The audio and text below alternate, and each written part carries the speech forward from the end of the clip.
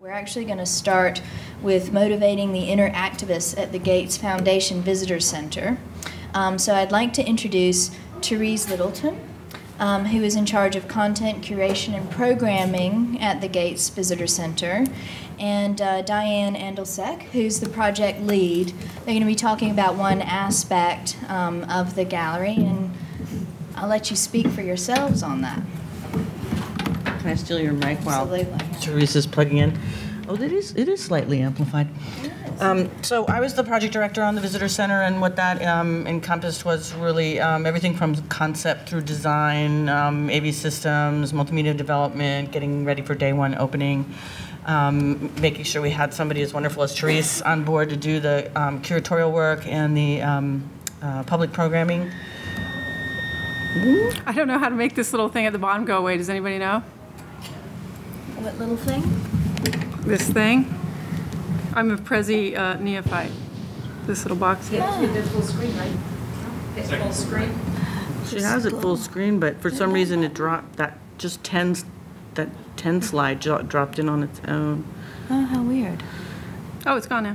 Yeah, but you have a new one. Oh, yeah. Well, you can all look at the little miniature version of it. If you go back out and go back in. Yeah, again, go back like out and go back in. maybe?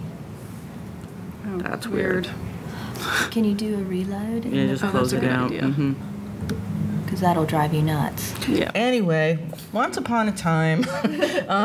So if you haven't had a chance to visit it, it is open on Saturdays from 10 to 5. It's on Fifth Avenue North, right? North. Fifth Yes, Avenue Fifth North. Avenue North. I always get confused because Fifth Avenue regular, you'd accidentally wind up at the jail. So Fifth Avenue North is important. And it's right across from the EMP Museum if you were there for the first night. You can go through there probably in like a half an hour if you just want to like take a look. It's supposed to be about a 45-minute to hour and a half experience depending on how interested you are in the content and how much you want to, touch things. But basically we're sort of just going to start doing stuff and you can pick a picture to look at.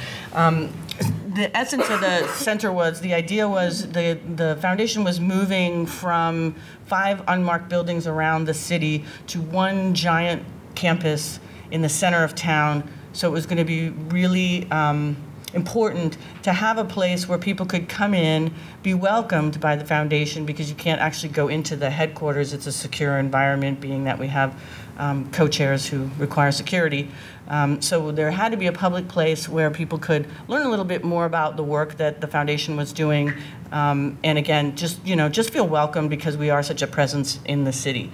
And so I think, is that a rendering or is that an actual? That's an actual photo. That's an actual photo. It's amazing. So we did a little tour the other day, and it's amazing. Somebody said to me, well, how different or same is it from what you had intended? And that's why I have to ask sometimes, is this a photo or a rendering? Because it looks exactly like what we thought it was going to look like, which is crazy amazing. And it actually is behaving exactly the way we thought it would be behaving, which is also crazy amazing. So, is it your turn to talk? Yeah, I think so. So, for those of you that aren't familiar with the Bill and Melinda Gates Foundation, it's the largest philanthropic organization in the world. And our 3 main areas of focus are global health, issues of development and poverty, and then our work in the United States, which mainly focuses on public education.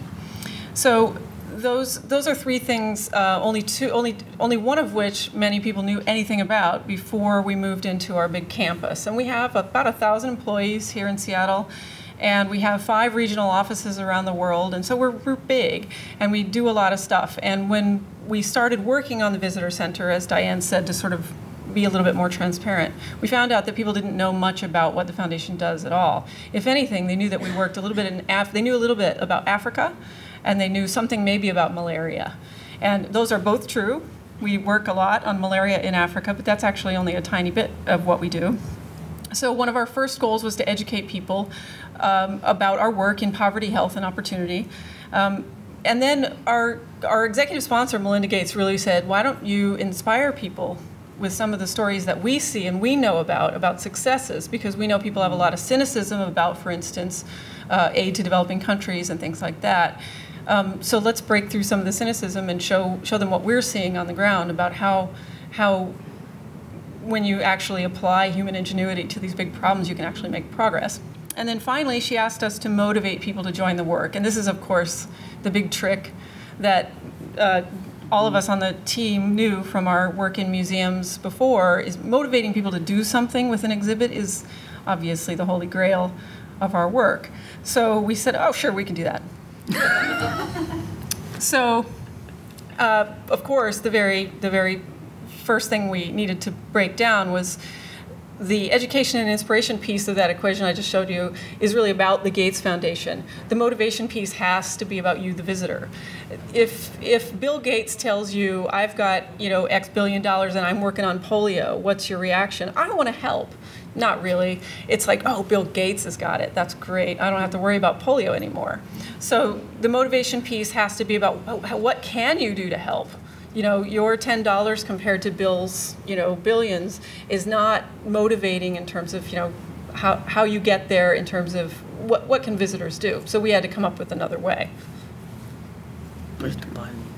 So visitor-generated content. Yeah, and we did some focus groups with, actual general public. We did some other focus groups with different organizations in the area primarily, and we also were responding to a reputation survey. So we kind of knew a little bit about what people knew, what people didn't know, as Therese said, and we also tested some of these ideas about what would bum people out, right? And so one of the rules we had internally is and this is for the whole foundation, is what they call no flies on eyes, right? So the pictures that we used. And that's seriously a mandate, So all the photography that we use is more of an optimistic nature, and not that anyone is saying there aren't some really terrible conditions around the world, because we all know that there are, but the foundation's philosophy is really about optimism and yes, we can make some progress, right? And then even the getting involved part. Even if you don't get involved in the work that the foundation's doing, the idea of connecting and getting involved with something, So you talk about this a way in for everybody.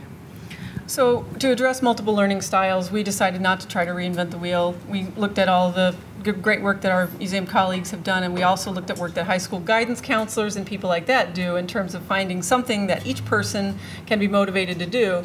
Guidance counselors, that's their whole job, right? So we looked at using the Holland codes, the RIASEC code. Some of you might be familiar with this. When you take those aptitude tests, these are the buckets they're sorting you into in most high schools in the United States. Can I say one thing real fast?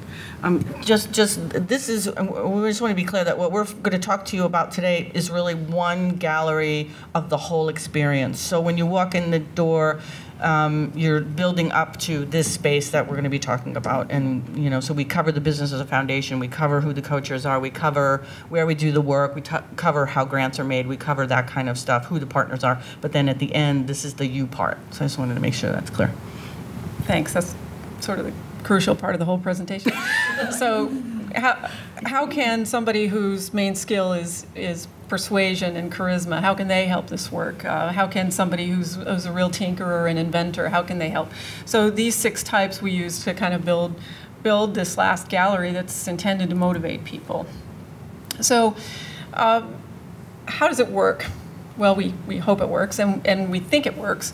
By solving a problem in the gallery, each type of person, right? If each type of person has a problem that's well suited to their skills and they actually get to solve it on the spot, we think that they'll get a little burst of optimism and maybe endorphins and feel like, hey, I just did something. I had a small success here, and we hope that then that makes them feel successful around some of these difficult issues, and then that they need to have the ability to share that feeling. Hey, I solved a problem today at the Bill and Melinda Gates Foundation Visitor Center, and it was about family homelessness. Isn't that cool? So that's the basic theory behind our interactives, and really what it's intended to do, again, is to break down that notion of you can't, your money and your time are not what we need at the Gates Foundation. We need your enthusiasm, we need your engagement, we need your excitement, and we need your optimism. Yeah, and if you're willing and you're interested, the grantees and the partners of the foundation, they need your time and they need your money, right? So one of the misconceptions is there's a bunch of people at the headquarters, cooking up vaccines or, vaccinating children or, doing research on crops, and that's not what's happening. The foundation, by and large, gives away money. And so the focus is on those organizations. So that's that part of that. So from a philosophy perspective, we worked, like Therese said, we worked with Melinda Gates, and her ideas were really that, look, this has to be obviously highly functional in a variety of ways. We're hoping to attract a lot of people. It's got to be easy to use. We don't want to bum people out by having something that's just too complex. And so much of the actual content that Therese had to wrestle with is very complex. So that work is complex. Can't be cold, can't be sterile, didn't want it to feel like it was going to be a Microsoft product showcase, couldn't feel like it was a trade show. And the materials had to be sustainable, local as much as possible. And like I said, it's an underlying Microsoft assumption in terms of the technology, which we can talk a little bit about in a little bit. But it can't be overtly saying, hey, look at this awesome Microsoft thing. Me again. Okay. All right. In terms of technology, we decided for ease of use, we have a very small staff, right? I think on the floor there's one facilities manager and three floor staff or four? There are four. 4 floor staff, right? And we're open Tuesday through Saturday, 10 to 5.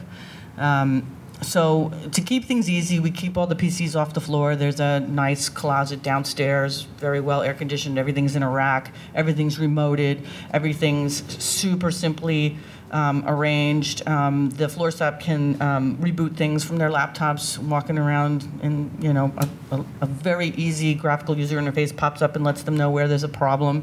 Everything is Microsoft front end, Microsoft back end, obviously. That would have been a tough sell, let me tell you. Talk about a career-limiting move, So we worked with a multimedia firm called Possible, and that was their LA office, and their development shop was in Costa Rica. They really hadn't done anything of this flavor before, so they were, trying to do everything as a one-off, and we said, no, it's got to work off of a single engine. Everything's got to be the same. We also don't want to introduce 57 different varieties of the user interface. Everything's got to be familiar so that people don't have to learn over and over. Simple content management system for people who are really going to be reluctant to go into that mode to change things. And then any of the non-multimedia interactive things, theater and a couple of other effects through the space are done by BBI Engineering and their show controllers. So that's kind of what's going on there. And in the Q&A, you can ask me more stuff if you want. So moving on to the actual, what we ended up building. As Diane said, we're focusing on one gallery here out of our whole experience. We call this the Innovation and Inspiration Gallery. And it's basically nothing but multimedia interactives in this gallery. And you can see by this photograph that it's actually been very successful. In fact, we've been really thrilled with the response to this. People spend a lot of time in here. And we actually had more than one parent now tell us that their kids have stayed more than an hour just in this gallery. And one woman said that this is the first time in any kind of museum experience that she's had to say to her kids, it's time to go. Yeah. So we're thrilled by the response. The list on the left there, find your challenge, the 6 challenge stations, and then join the community. That's the list of the interactives that are in this gallery, and we'll just go through them really quickly. So find your challenge. We needed an introductory experience for those folks who really hate plunging right in, running into a gallery and saying, what looks cool, I'll do that. There are a lot of people, as we all know, who will not do that. In fact, they will fold their arms and stand back and watch other people do interactives all day long. So we wanted to give our floor staff something to kind of help warm those folks up, give them something fun to do, something easy, and it was also portable to the web and other things if we wanted to use it. So it's essentially a quiz. It's a would you rather quiz. So the first question is, would you rather plan a dinner party or make a music playlist for a dinner party? So we tried to make these not related to poverty, health, and opportunity. because we know our visitors don't think of themselves in general as already part of this work, so we're sort of warming them up slowly. So you go through a series of questions, and of course it feeds out into the 6 types, and eventually the engine recommends an interactive for you. You're a helper, go try this. You're a persuader, go try this. There's also available an isometric view of the gallery that tells you all of them for those folks that don't like to be pigeonholed. But it's a fun quiz, and we find that people really enjoy taking it. Some people take it right away over again because they don't like the result, or they're curious about what if I had answered this on this other question. And the CMS gives us a really, really easy ability to add more questions or change questions out. We tested questions on our staff, on our fellow staff members and stuff like that to make sure that we were sorting properly. And out of everybody we tested, I think there were only 2 people that they kept being outliers. So we actually had to build in a question set that eventually for those folks just plain asks, would you rather organize something or be artistic? So for those folks, we just kind of just put our cards on the table. So there are 6 challenge stations then that you're encouraged to explore, and again, I just like to point out that our expectations were that 2% of visitors would do something in this gallery, and I'd say we're closer to 75%. Yeah. And a lot of people, I don't know how many, but a lot of people do all 6 stations. Once they do, you did, awesome, yay! Great. So make a plan is for the organizer or project manager type. And this one is really very closely linked to foundation work. And this screen that you're looking at is actually kind of your results screen. And basically what you do is you optimize a polio strategy for the 3 places where polio is still endemic. I'm happy to say, actually, that polio is no longer endemic in India. Hooray! So we actually are redoing this exhibit right now to take India off the list. But basically, you kind of choose your priorities. You've got an actual Gates Foundation employee who walks you through on a video and tells you what the problem is and what statistics are and skills you need to optimize. From a hardware perspective, you'll see what the stations look like. They're all the same. There's 2 back-to-backs of the same activity so that people don't have to wait online. They're all standard 46-inch monitors with PK Labs overlay based on the Windows Surface 2.0 SDK. So they're touching, they're swiping, they're that kind of thing. And they're all the same, they're just different activities. Lend a hand is for the engineer types, the folks who can build models and really envision real-world solutions right in front of them themselves. And we actually give people a bunch of building materials here and let them build something, and then they can take a photograph of it. We've got basically a little miniature photo studio there. This young guy is taking a picture of something he's invented.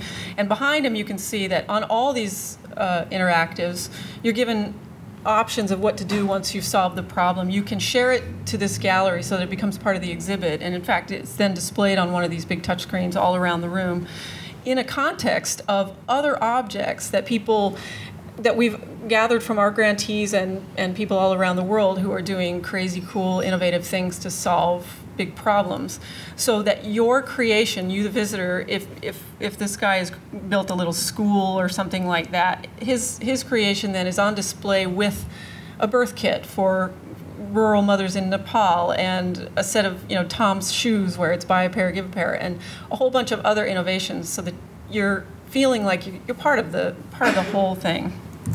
I just want to say one more thing. So that one again is, the foundation only funds organizations. They don't fund individuals. So this was a way for us to address the fact that there are many individuals doing very innovative work, and we were allowed to showcase that even though they weren't part of the foundation. And so this is an activity that connects you with that because your thing could be that cool. Show the Way is our interactive for the teacher or helper type, and we actually ask these people to share ideas about how to make the classroom better and more effective, and they get to give advice, which is really a desirable activity for a lot of people, and they get to give advice to teachers, students, and parents on how to improve education in the United States. And you can see this is a very typical one of our of our interfaces. There's a box for typing. There's some tool tips to help you. There's an Inspire Me button. If you're really stuck, you can click the Inspire Me button and we give you some ideas. The start over and back, all the same, as Diane said, all of our interactives, we use the same language. The buttons are all in the same place, and we tried to make them as easily navigable as possible. Convince someone is for those presidential candidate types who are really good at using their voice to persuade others. And this is a fun interactive that gives people a chance to choose photographs and facts to build a case. And then they can write their own slogan, and then they can stick their picture on there, which is important to the persuader type. And they can say, this message brought to you by, and put their name in there. So, other ones, people want to be anonymous, but these folks don't. So, and then what we did was we just gave them a place to paste their ad campaign up. So they can, metaphorically speaking, put it on the side of a bus, on a billboard, on a magazine ad, different things like that. One of the things that we talked about from a program's perspective is this is something that could turn into a marketing campaign. There's a lot of stuff we could do with this stuff, should we want to do that. And this is a great segue, because think of an idea is our interactive for the inventor or tinkerer type, and really it's kind of like Urban Spoon for family homelessness, and I don't say that to be flip or glib at all.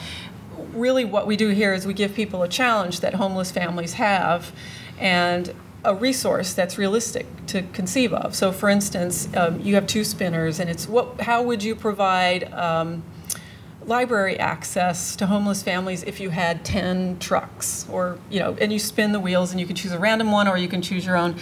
And the family homelessness team at the Gates Foundation is so thrilled by the ideas that visitors are coming up with that they've asked us to give them a regular feed of ideas from this interactive. And this is exciting to us because that's closing the loop of visitor interaction. We actually had a fair number of homeless folks come in and get on this exhibit and give us ideas, which is even better. That's a direct feed from the customers, the end users of Gates Foundation money, directly to the program. And so it's really exciting when that happens. But in general, it's also just a fun way to do thought exercises that are meaningful.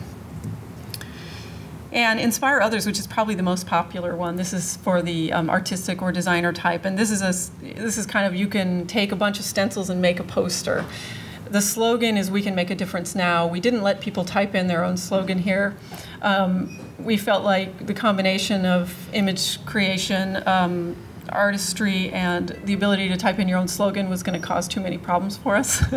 So in this case, we stuck them with a slogan. But people have really been creative in terms of using the stencils and colors and making their own posters. So what do you do once you've done one of these stations, one or all 6 of these stations? Well, this again, it's important that you're able to share your ideas. So we use the Facebook API, so you could share to your page. You can email to as many people as you want, and you can share within the gallery.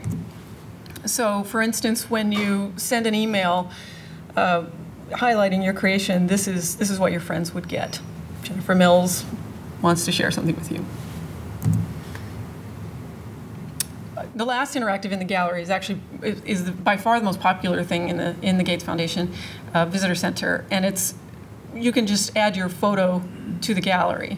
So you're essentially, in the first gallery, we have photos of a bunch of Gates Foundation employees, grantees, and beneficiaries, and you're basically joining the community with your photo. Mm-hmm. And for us, the most amazing thing is people have cell phones. They can take a selfie anytime, right? People can take a picture of themselves anytime. And yet they flock to this interactive as if they've never had their picture taken before.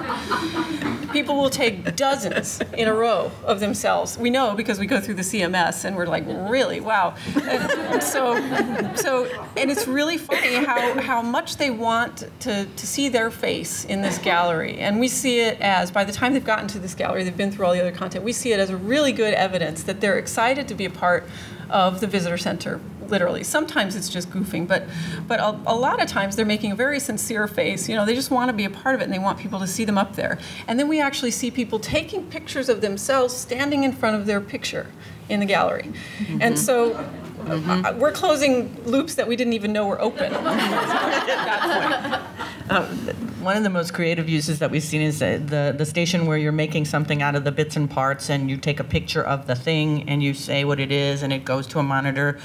For the persuader types who like to see their faces, they take their thing over to this station, take a picture of it with themselves so that their thing and themselves are on the big wall. So again, we think this is all working partly because we're keeping track of the number of creations in the CMS. And we also, you know, when we do social media campaigns or stuff like that, we ask people to use hashtags. We're trying to keep track and use as many tools as we can to try to find out who's using this visitor center and how are they using it.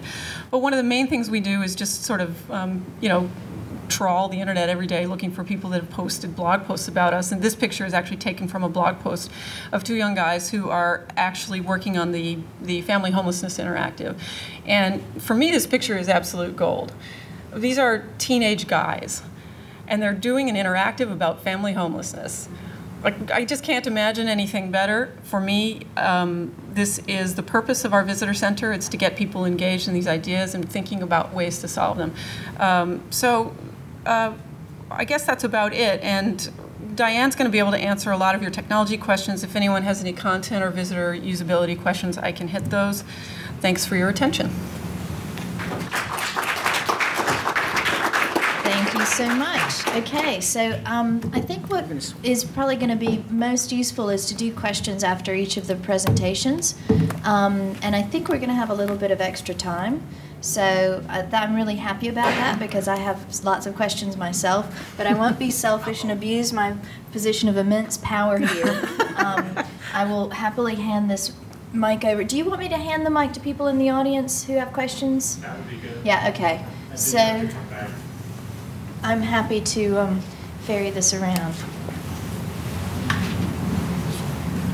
So are any of these digital interactives available on the website as well, or are they in gallery only? Is there going to be apps or anything like that to make them more, I mean, because, you know, I'm from the East Coast, so I would never, to, you know, want to send my mom one of these or something, I can't. Or can I? So right now, for a short time longer, the quiz is available at visitorcenter.gatesfoundation.org. But the challenge that we have is that the visitor center's purpose is to market, if you will, the Gates Foundation itself. The website, the Gates Foundation's website's purpose is really different. It's kind of for grantees, job seekers, and people who have kind of business with the foundation.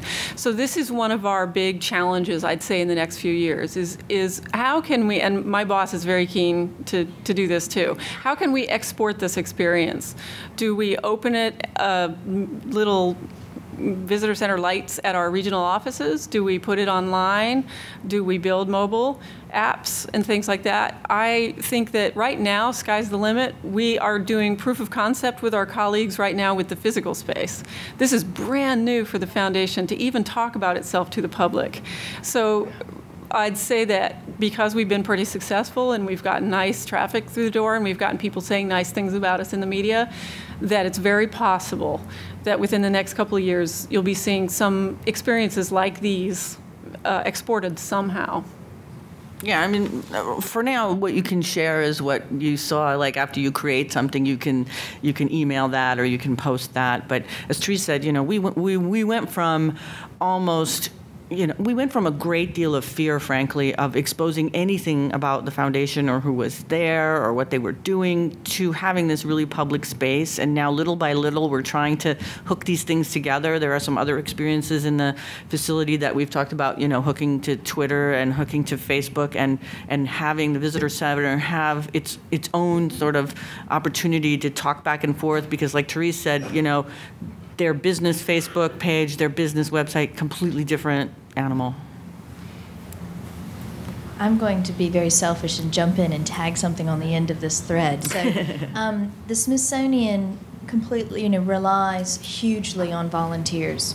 And our mobile strategy is kind of, the vision is set as using mobile platforms to recruit the world to help us with our mission. Mm-hmm. Are you in a position to share your platform with other organizations like ours? Could we set up stations like yours in the Smithsonian Castle with Smithsonian challenges? And I mean, is it a reusable code set in that sense?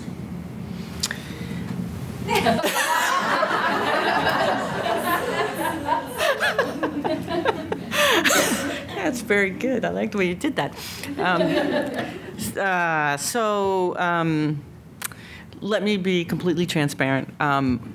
I left the foundation in June, so I can say whatever I want, which is why she's passing to me, I think. So in theory, it's not, it's not built on anything mysterious. It's pretty much a .NET environment, and it's all WPF. And so theoretically, I don't see why you couldn't just replace sort of the story in some of them, right? So if one were to be able to have access to the people who would make such a deal, then yes, I don't see why that couldn't happen. Well, and I'll say, we are a nonprofit, and you are a nonprofit, and so partnerships, we're all into partnerships at the Gates Foundation. So yeah. I'd say let's, talk about it. Cool, I'll get your card.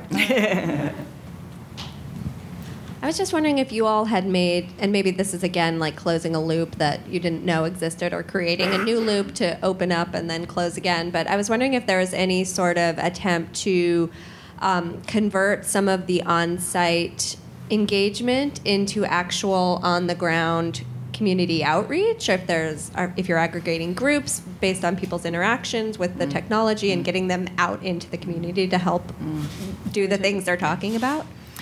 That was something we talked about a lot, as you might well imagine, while developing the content and the ideas and in the interactives. There's a little bit of a conceptual problem with the Gates Foundation, or at least there was a perception that there's a problem with the Gates Foundation collecting information from visitors. We struggled with this because we know that the best way to build community is to gather information and to link people together. And yet there was a lot of fear that we would be seen as kind of creepy. We're big, and we're built on Microsoft, and everybody associates us with Microsoft. And we didn't want people thinking that we were somehow gathering their information for some kind of nefarious purposes. So we didn't. So we don't actually collect any information. Everything, when people log into Facebook on our machines and when people email it to each other, it's gone. We don't collect that information at all. In fact, our security guys were really happy that we weren't collecting information. Yeah. So we don't actually currently have the ability to do that right now. What we're trying to do is do that through public programming, and again, proof of concept. Invite affinity groups to kind of meet at our facility and solve problems together and think of ideas together. Have Gates Foundation employees there to help show that we're interested in being part of community building movements. And then later, I think, it only makes sense. Our external communications people would love it if we started doing online community building, and our social media team would be really thrilled. I mean, they're kind of doing it through social media channels. But the visitor center itself, there was a cautious approach to that, if that makes sense. That's good. Okay. I just want to say thank you. I was there this morning, and it's just a warm and elegant space. It's really, really beautiful. And the photo booth, really lovely. And the photo booth works because they're actually good photographs. It's like a good camera and different sizes, and you feel like Richard Avedon's on the other side. I mean, it really, really works. Yeah, and cool. I'm wondering, part of the feel of the interactives is they're very mechanical. There's and I'm wondering about the conscious decision behind that. Yeah. They're not just flashy electronics. They're mechanical. That was a conscious decision, definitely. And I think one thing you notice if you go through the center, it's a real low impact when you first walked in the door. There's nothing scary happening. We don't ask you to do anything. We don't ask you to, interact with anybody if you don't want to. There's the only media you'll hear is a little bit of a soundscape, right? And then as you go further and further inside, there's more and more for you to do. And there's always that variety in terms of we didn't want you to just be working on a screen or having anything that felt like you're at work or anything you could do at home. And so there is an intentional blend between when you're interacting with something, just because part of the message is coming to you digitally. When you're inputting or interacting with it, you're using something physical. You're using a big chunky wooden roller or a wooden button or a slider to change the videos. That's like a grip of some kind. So more mechanical, less here's a mouse, click on it kind of stuff. The use of sustainable Yes. material. Yeah. Feel it, and then you can Yeah. walk in. And that was carried over from the campus, because the campus has a high, all of the design precepts in terms of materials and the amount of light, and some of that was challenging when you're doing digital stuff, the amount of light, but we wanted to have that warm feeling, natural materials, recycled stuff as much as possible, low VOC, all of that stuff. And one of the things is you won't see much plastic at all in there. And you really feel that on a visceral level. Yeah, even our keyboards, we chose a metal keyboard. It's a little bit more challenging to type on, but it's really worth it from an aesthetic point of view.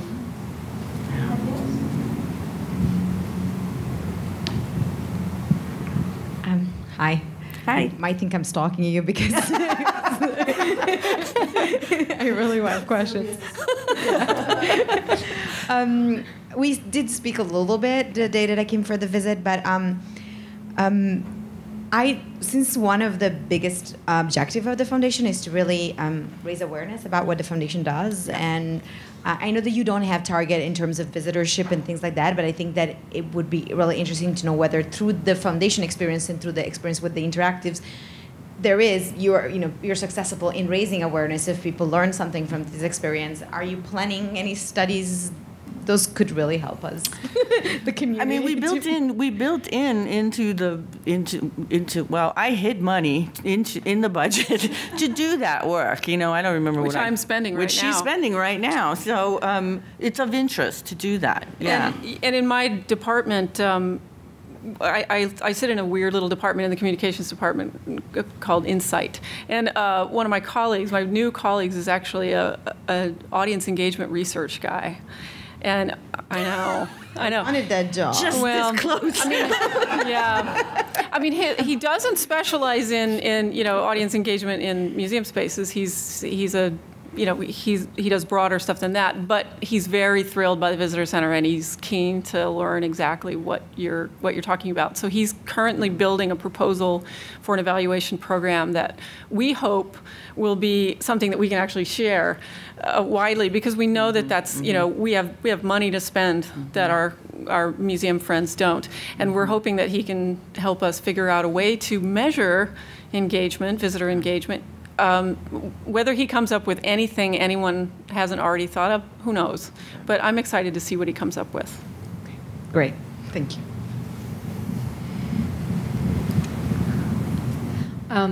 It's not so much a question as a suggestion, pulling off something that Nancy has said and things that I've heard over the last few days here. And that's when you have a virtual experience and it connects to a physical experience at least once or twice in a year, there's a power there. Obviously, for those of us who live in the Pacific Northwest, we can come here and it's free, which is incredible. Ideas in the room about maybe this could exist online in some way. What about thinking about creating versions of this as a traveling exhibition and even in a mobile truck or a van and in other languages? I mean, truly to have physical outreach so that a number of people could have the visceral experience in connection with the online experience. Great idea, Judy. That's the famous Judy Rand, by the way, the greatest label writer there exists. And you can see proof of it in our visitor center. In the visitor center. So This is actually something that we're talking about in my department right now, and whether or not we could, I mean, we're proposing everything. We're pleased that our colleagues were pleased with the visitor center that we opened. We think that because we've had a very positive reception from the staff, we think that everybody thought maybe it was going to be the worst visitor center in the world, and so they're pleased that it's not. I think it's not, and they we have to ask. Kind of because none of this, again, is the foundation's core business. The majority of money needs to get spent on things like bed nets and polio vaccines. So every bit of money we ask for has to be carefully filtered through, is it necessary? If we can prove that the visitor center is getting people more engaged in these issues such that they might, for instance, support it, beyond their visit that day, whether it's through donations, time, or activism. If we can prove that, then I think we could make a really good business case for exporting it. At this point, I don't think, honestly, if I were in management, I would say that visitor center is what we needed. Check, let's move on to the next thing. If we can get them excited and prove, the foundation is a very metrics-oriented place, as you know. You've got to have numbers, and so we've got to get that research done and that evaluation done before we think about doing more. However, I'm with you. I think we could drive this thing all over the world. It's a great idea, but when you think about the management committee, literally looks at who's taking how many trips and where are they going, and can we bring more people to the foundation versus getting on planes, and how many kids won't get vaccinated if someone goes to do XYZ. So that's kind of the holistic universe that we live in. Yeah. That'll keep you ethical, huh? That keeps you, yeah. So I think what I'd like to suggest we do is move on to our second presentation and then have a little bit of time both for obviously questions about Chris's presentation, but also maybe to kind of pull some things together and do a little bit more discussion then. So on that note, this is Chris Owen. He's the web manager for the National Museum of Wales. And he's going to be talking about using iPads as kiosks in the gallery, which I'm really excited to hear about because this is something that Apple, when they came to visit us at the Smithsonian this summer, specifically said we should not do. I always like it when people break the rules, so I'm looking forward to this one.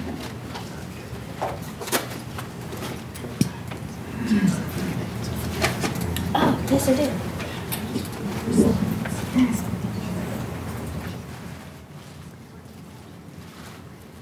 Actually, while we're doing this technical setup, if anybody wants to shout anything out, that's fine too.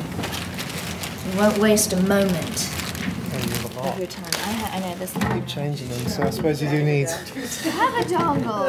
Need a dongle. Any dongle. Okay, mini display port. I think I need. Here it is. Yeah, marvelous. Okay. Thank you very much. Okay.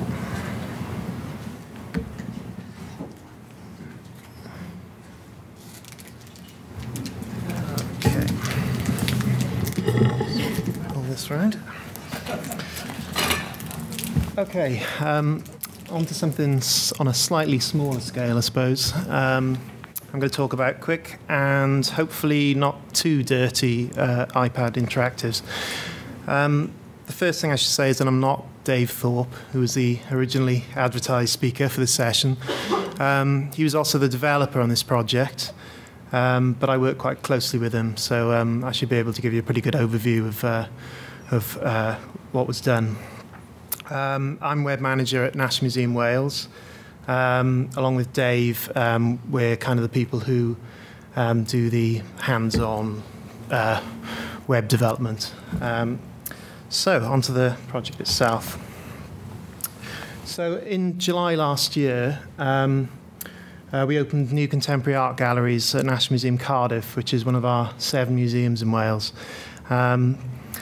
Before this big refurbishment, the Upper West Wing was given over to natural history galleries and archaeology, and some of the really nice architectural details you see, like the sort of pyramid-shaped ceiling there, were hidden above very low suspended ceilings, nasty coloured felt, horrible, really. But when we reopened, we had this lovely new space for contemporary art. And one of the things we wanted to do with it was have an area where we could go into a little bit more detail on some of the themes of the works in the permanent collection, and also some of the temporary exhibitions. So the spec we were given, pretty simple really, is for a video jukebox. The videos themselves were all recorded and edited in-house. They're all 2 to 3 minutes long, which is a nice length for video in a gallery, I think. And they were things like interviews with curators and artists, just short little snippets, really. Part of the specification was it needs to be bilingual, Welsh and English. We're quite used to that because pretty much everything that we put on the web, in galleries, even on the intranet, needs to be bilingual. And we have an in-house content management system which is kind of geared towards that. So, this is something we're quite comfortable with doing. The videos also need to be subtitled, and the subtitles themselves need to be bilingual. We wanted comments facility to just gain a bit of feedback on the exhibitions, and to ask particular questions of the audience as well. And finally, a sort of events from what's on, just what's happening around the museum on any given day, because it's a multidisciplinary museum, there's usually quite a lot happening.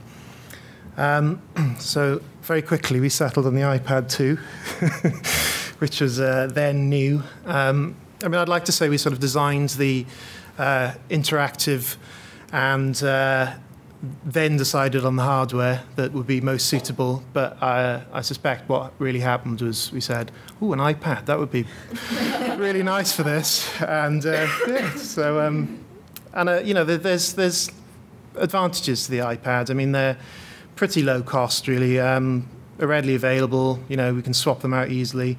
The touch screen is really high quality, and I'm sure everyone knows what it's like to deal with museum touchscreens of the more traditional kinds, where you're stabbing them with your thumb and, trying to drag things from one end of the screen to the other, which is virtually impossible. So it was nice to be using something like this, where we could actually use gestures and things. Easy to configure and maintain. Previously, we'd used some Linux boxes.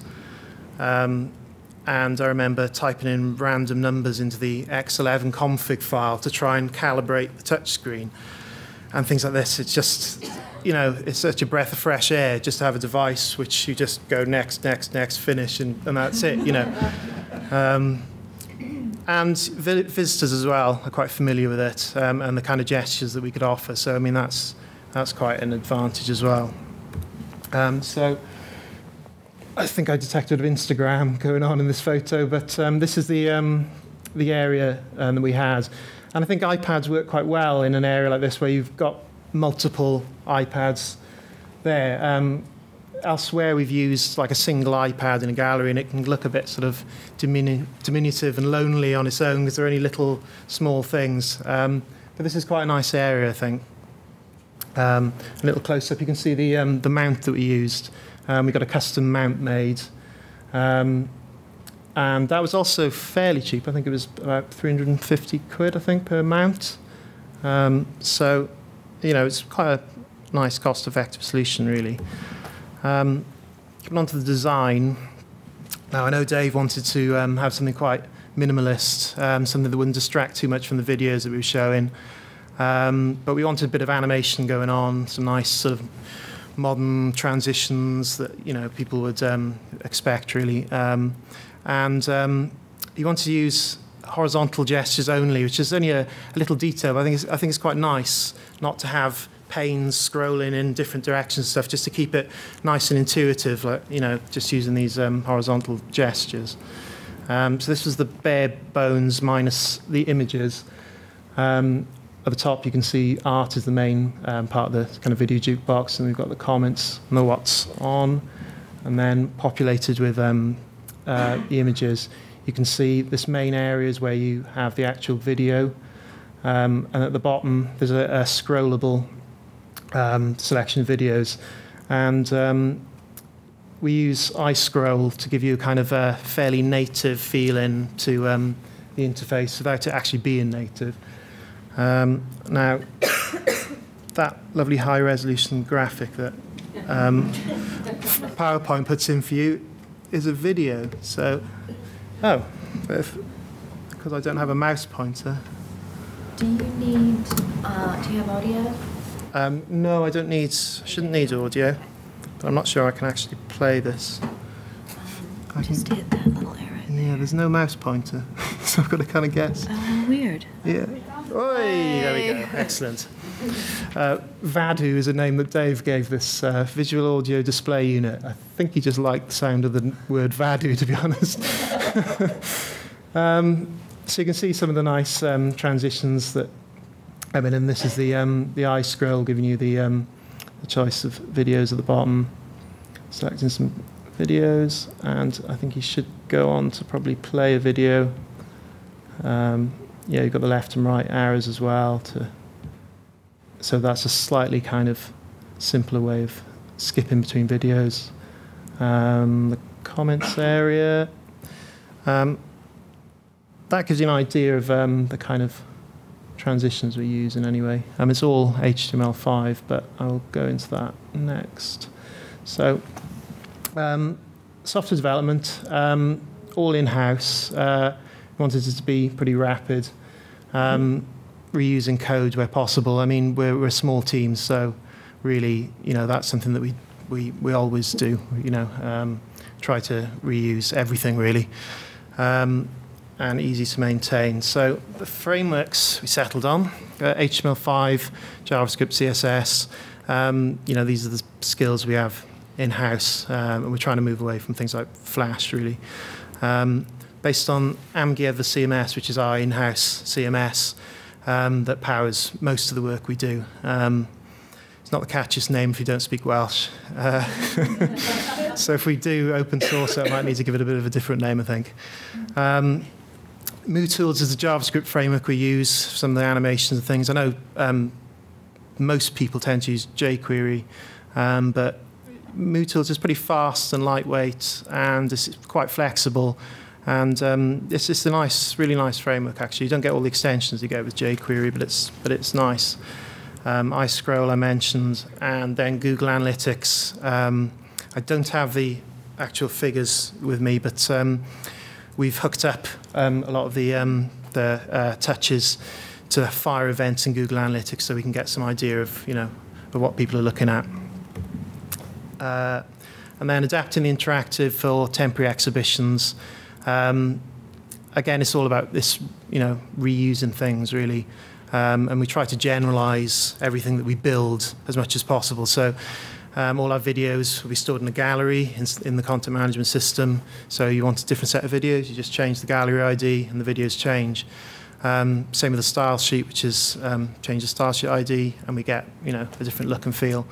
And then we pass extra arguments to the interactive.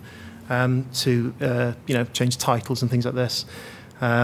So we try to keep it as flexible as we can. So, for instance, we had a temporary exhibition, the Queen art and image, and so you change the colour scheme. We all different videos. We asked a new question in the comments section. About what the Queen meant to people, and that was actually quite a successful question. People, more so than it was a more general art question we asked, and we got sort of better responses, I think, for the more specific question. The comments, we reused this from what we use on the website, and then we have kind of one-click approval in the admin. So this is the comments section.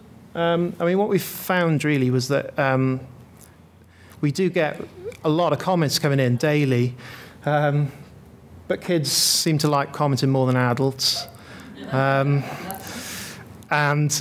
we found out we do need the one-click approval. I think if we didn't have that, these kind of comments which at best are, somebody smells or something like that. At worst, they can be worse than that. I think if kids realise that they can type these things in and they appear immediately, it would go from being quite a lot of comments like that to, a huge amount. So basically, when one of us logs into the admin, we can quickly just click approve, and so it's quite a nice, simple way of approving these comments. The subtitling is quite a nice feature. They're overlaid in the interactive views in HTML5. They built a transcribing tool in the admin. And the nice thing about having it in the admin is that we've got about 100 users, or maybe 150 users, using the CMS admin for various things. So if a curator volunteers to transcribe some of these videos for us, we can just kind of give them the extra rights to this transcribing tool, and they can go ahead and do that. And so we enter the media ID, which is the video, choose subtitle language. This is from the blog post of Dave, and I don't know why he pixelated this person. It kind of made him look a bit kind of sinister, like a murderer or something, but he's actually one of our greatest benefactors. So. He didn't want anyone to know he was rich. Yeah. So this is actually the transcribing tool. So you enter your little phrase and insert the cue point. Appears down there. You can edit them, delete them, and what it creates is a load of XML, and then the interactive then processes that XML to overlay the subtitles next to the video. So quite a nice tool, really. Just some conclusions we came to. The feedback was really good.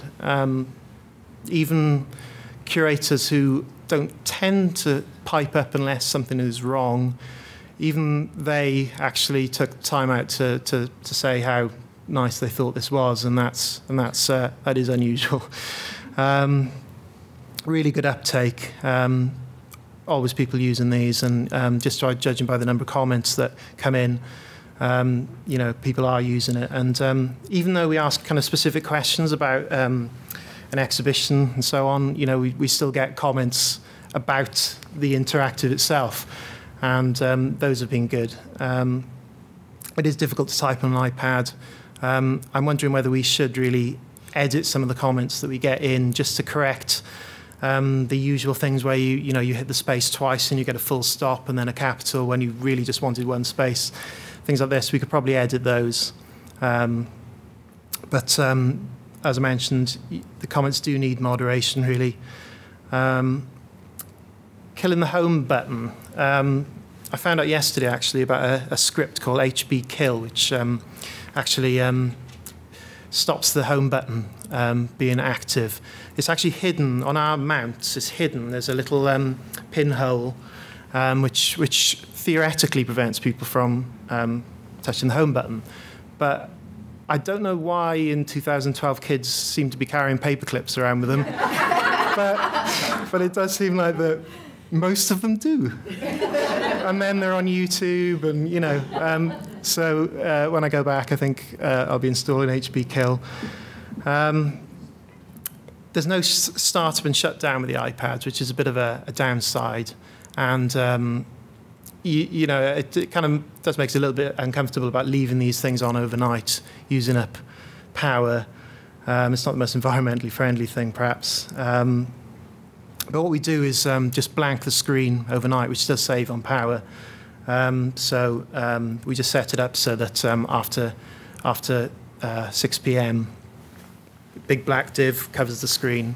And another thing is that some of the galleries, the power is cut to overnight. So we do get the situation where the iPad will be on mains power during the day, but then there'll be a period at night when the power is cut and it's on battery, and then it's charged up again. Long term, I wonder what happens when the battery life degrades, and perhaps it can't keep itself going for that amount of time. I think we're probably a few years off that, but that might be something to think about in future. And that's it, really. Yeah. So Diolch. Thank you.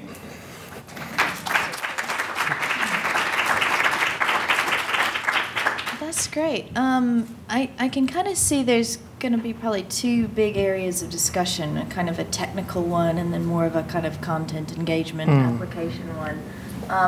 And I'm kind of keen to knock out the technical questions quite quickly, if that's okay. Yeah. And if that's okay with you all, feel free to mutiny at any moment. So I just was wondering if you're aware of the guided access feature that's in iOS 6, which should allow you to lock down the iPad to that application. No, I wasn't actually. So yeah, if you just Google guided access iOS 6, I think that'll take care of your home button problem pretty quickly. The other thing that I was just wondering if anybody in the audience knows about the kind of the battery life situation, because I think my understanding is it's actually quite good for these devices to go totally flat and then be recharged periodically. Is that right? Are you nodding, Jim? We've had experiences with them go down in times the battery life works pretty well. We've had like one unit in about 20 that has a really fritzy battery, but other than that, they're pretty good. Sorry, I should have carried this back to you. Sorry, hang on one second. Repeat yourself with the microphone. We've had experience of maybe about 10 or 12 of them in the galleries over the last year for separate projects, and we've only had one unit, I think, is that right, Caroline, that's really had a fritzy battery. Other than that, they've been pretty solid. So no problems yet. We ran them, and unfortunately, we ran them straight through as you did, 24 hours, going to a screensaver, which is virtually a black screen overnight. Yeah. And they were on for 4 months straight during one exhibition. We had no problems at all, and now we're using those in another exhibition. We'll be keeping them on for 4 months straight as well. So not exactly environmentally friendly for the power, but they have good life. They last. Yeah. Yeah, we expect to get a few more years out of them. I mean, I think, like I said, it is good for the batteries to run down and be charged up. But of course, the ideal situation would be that we would never be relying on the battery. Yeah, I think we haven't had any problems so far either. So. Apple batteries used to be really bad, but they've gotten better. Something like that.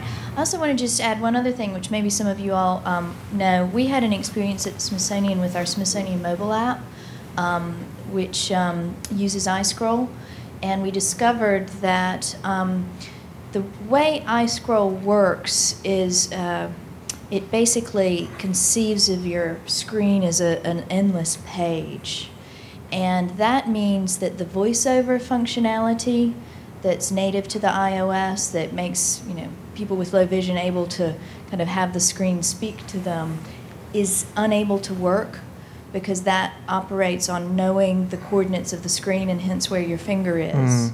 So we're actually about to redo that app to remove iScroll to re-enable that accessibility feature.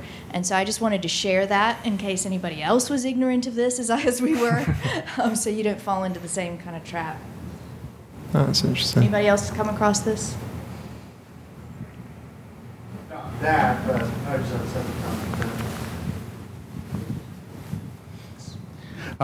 I work at a children's museum, and we have some iPads on the floor.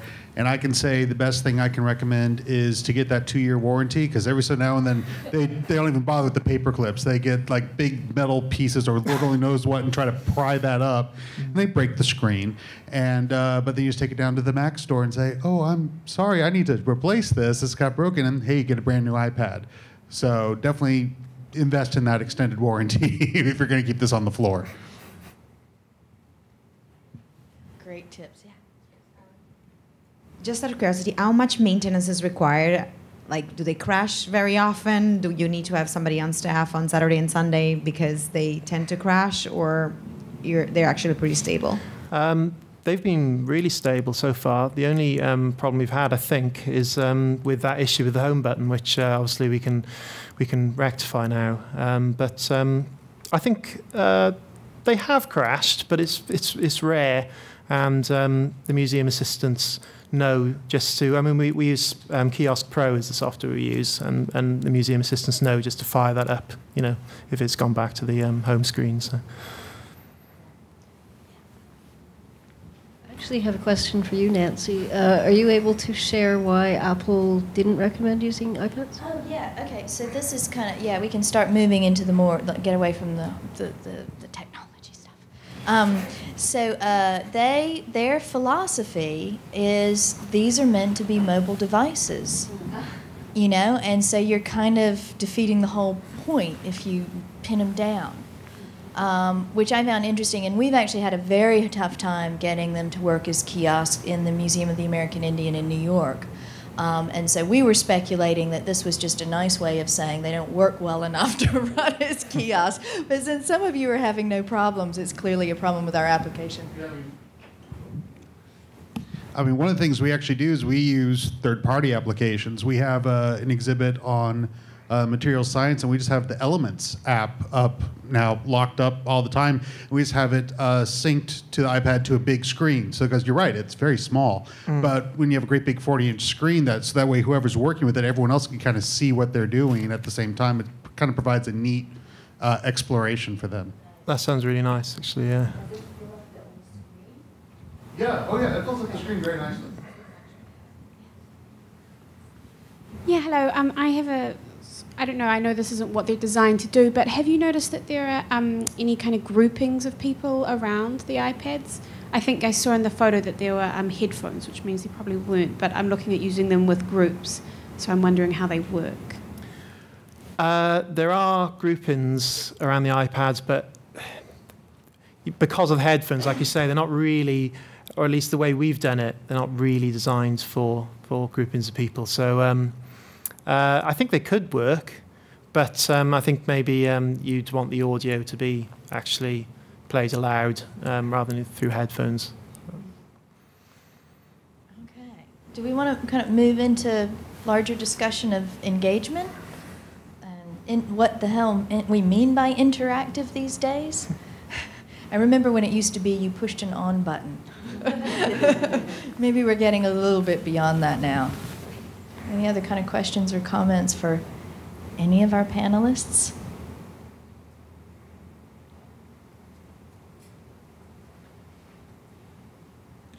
Hi. I think it's really cool what you're doing. Also, though, I would like to hear more about the actual motivation for the project, not using iPads, but why did you want user feedback? What do you do with the comments that you get? What are your metrics for success for this particular project? I should say this isn't my project, obviously, so I'm not sure I'm the best person to answer that, really. What are our metrics for success? I mean, I think if we were getting consistently bad feedback, then we would act on that. You know, if our feedback, for instance, on the interactive itself has been good, but if we got feedback saying, I can't access this, and I think we would, to be honest, then you know we would act on that. Speaking of the art department and how they would react to the feedback they get, I can't really answer that, but I don't think the feedback we've had, by and large, is of high enough quality for the art department really to act in it. Like I say, it does tend to be kids who respond, and it's usually this museum is brilliant, or you know, if we ask what was your favourite painting, people will just write, you know, this painting. And you know, it's, you know, there's not enough quality to act on. So maybe there's other ways we could get this kind of feedback. So Chris, why do you ask for comments, and what do you do with them? The comments, I know the comments are collected and passed to the art department.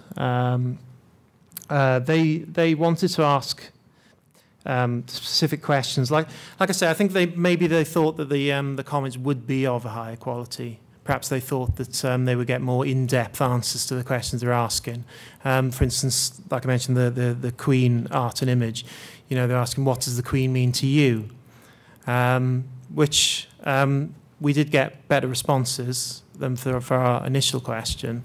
But whether the responses are quite what they were hoping for, I don't know. But I mean, the fact that we are posing that question and getting some kind of engagement, I think it may be enough that people are responding to a question. That we've actually triggered a thought, and they've thought enough to give us a response. Perhaps we don't actually need to act on it. Just being provoking the thought might be enough. I don't know. Anybody else have experience? This is actually more related to what you were talking about. I've been working with a museum in Anaktuvik Pass, which is in Inupiaq village in the middle of the Brooks Range. And we put in iPads, and they actually, because there are only 350 people who live there, they're not worried about people walking off with them. So they're actually mobile devices. But one of the things we found is the kids, there's really good intergenerational reaction, because the grandmas and grandpas come and they say, what's this? And their grandchildren say, look, let me show you, Tata. Let me show you, Ama. And then they actually do it. So it's worked out to be a very good tool in that sense in building community in that particular instance. Yeah. Well, this one is, it has the potential to have video. We haven't put any on it, but so far what it is an in-depth exploration of what's on exhibit and themes that we look at in the exhibit, because we had a curator who wanted to write a book, on the wall. And so we convinced him to say, how about if we have the teasers, and then if you're really interested, here's how you can burrow down.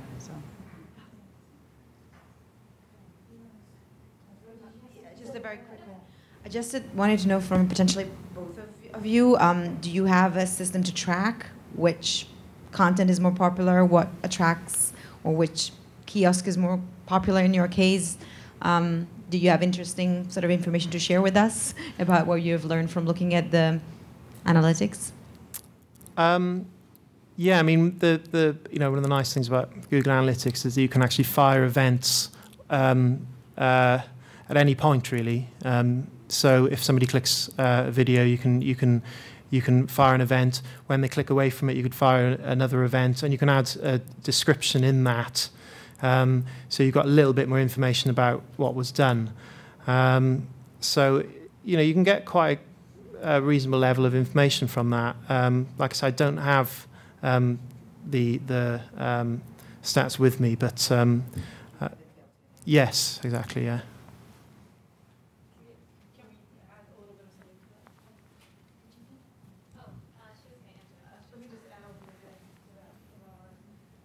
So our most popular interactive by far is not one of the ones that we presented today, and it's actually related to a discussion that you were just having about the kind of questions that you want to ask visitors. In the very first gallery, we asked people to type in what they would do if they had their own foundation. Everybody does that. It's just you get 140 characters to type in what your foundation would do. And everybody does that, and some people do it many, many times. And it's basically, we think we asked a quality question. What would your foundation do is basically a rephrasing of what would you do if you had $1 billion, which we all played that game. Maybe we still play it, I don't know. But, I think asking a quality question gets you better quality answers. I think it's really hard to ask a quality question, as Judy knows. You have to work really hard to ask a question that visitors themselves would ask. I learned all this from Judy, by the way.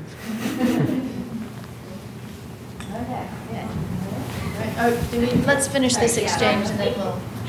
Sorry. Just actually following up on that the quality question is an excellent point, but also, and you actually mentioned this, that it's hard to type on the iPad. So you need to ask the quality question and then also experiment with ways that visitors can respond to it. Maybe if they could scrawl a note with their finger, you'd get a very different kind of response than you would if them poking at the little keyboard. Or speak with their voices. So I'm going to put my curator hat on now, and I noticed that the bank of iPads was sort of sequestered off in a separate area and not necessarily in the exhibition space. And I know you were talking about how a lone iPad looks really lonely in a kiosk in an exhibition. I just wonder what sort of limitations or challenges that brings to mind in terms of the users actually making those connections back to the exhibition, to the work in the exhibition, and or if there are benefits to having an iPad or an iPad or an engagement station actually situated closer to the art, so there can be a much more one-to-one response, call and response, if you will. Yeah. I mean, I don't think it's quite as sequestered as perhaps it looks in the photo. It's quite a central area. It's also quite an area with a lot of sort of footfall of people coming through the galleries. I think because what we're doing with those iPads covers the whole collection, really. I think it made sense to have an area of their own. Elsewhere, for instance, we did recently. We purchased 2 new artworks. Which they're lovely sort of naive art with really nice details. And so we created an iPad interactive where you could zoom in and get information on all the different areas of the painting. And there, we had it alongside the painting.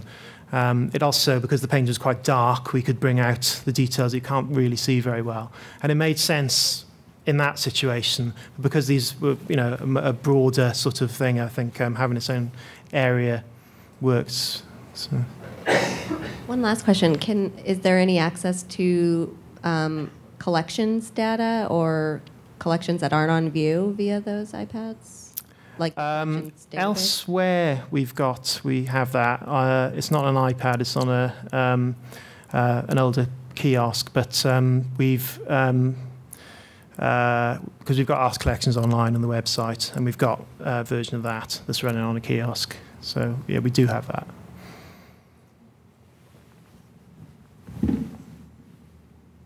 Just to follow up on that point, I'll be talking about a project tomorrow, self-promotion here, where we did use iPads in the galleries, and we specifically had 2 iPads flanking objects, and we found it was actually quite successful because the questions that we're asking were video prompt questions that were getting to people look deeper at the objects, and we actually found that through our studies that folks were spending a significant more time looking eyes on canvas or sculpture because of the iPads, which was actually great.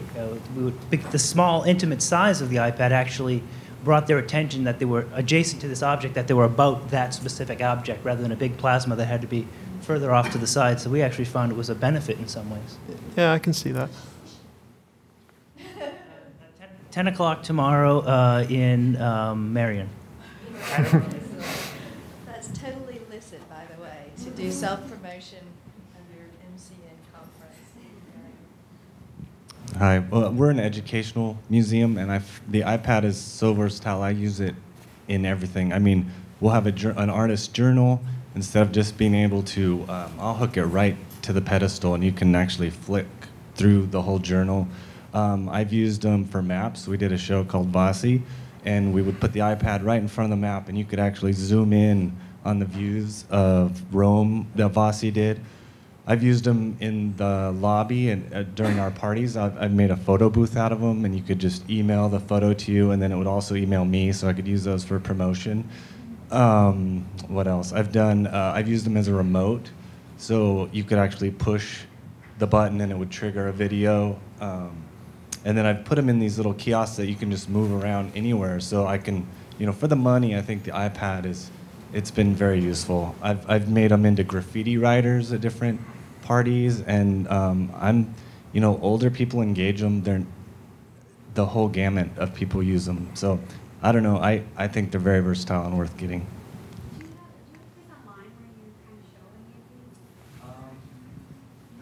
Can I suggest a place online where you could share this?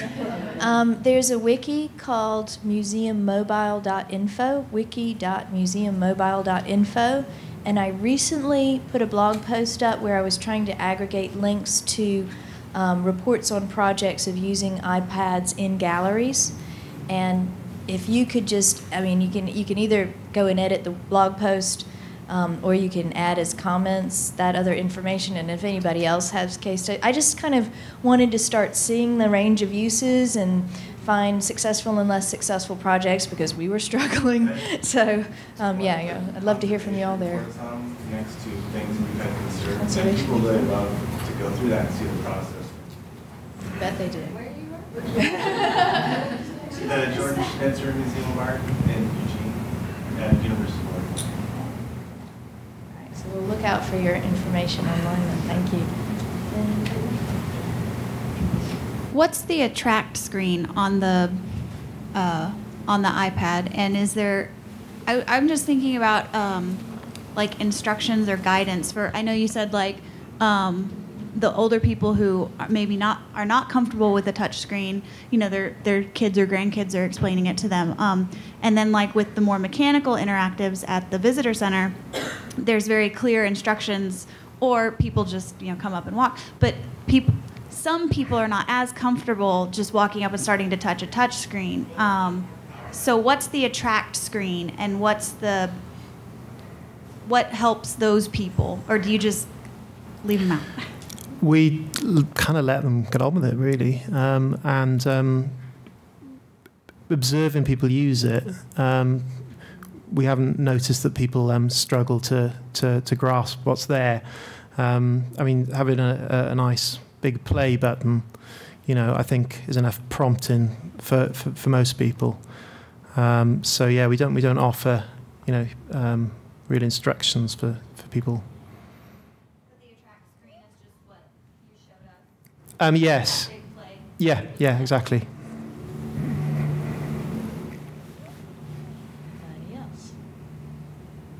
I had one question for you all I didn't get to ask before, which was about your categories of engagement and way people want to engage. I was just wondering, and you might have said this and I missed it, what, if any, kind of schema that was based on in terms of visitor segmentation?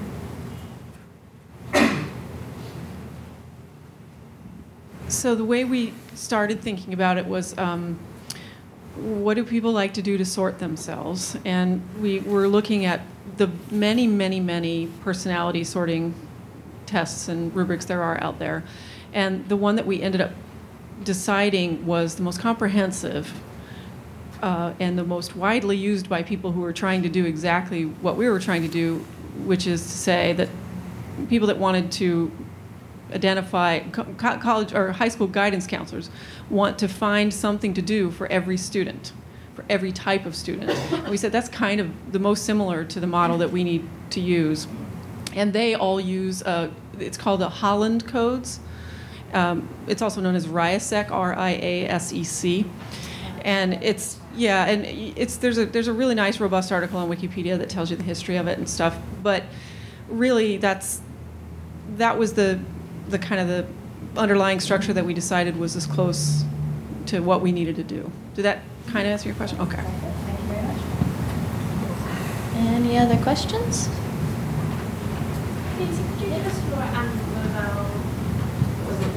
Oh, the wiki. Yeah, it's just wiki.museummobile.info. Yeah. Okay. Great. Well, I mean, actually, this is great timing because we're just about at 5 o'clock, and I think we probably all need food, drink, etc. So thank you all very much. Big round of applause for our presenters.